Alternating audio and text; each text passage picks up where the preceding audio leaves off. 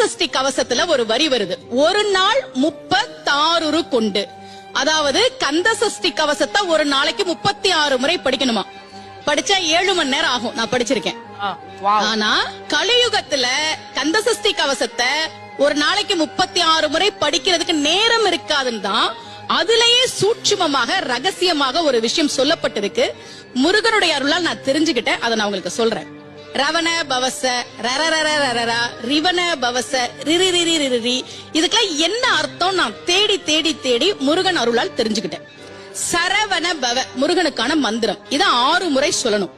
இப்ப சாவ தூக்கி பின்னாடி போட்டீங்கன்னா ரவண பவச, அத 6 முறை சொல்லணும். இப்ப ராவ தூக்கி பின்னாடி போட்டா வனப வசர, வாவ தூக்கி பின்னாடி போட்டா நபவ சரவ, இப்ப நாவ தூக்கி பின்னாடி போட்டா பவ சரவண, பாவ தூக்கி பின்னாடி போட்டா வசர வனப.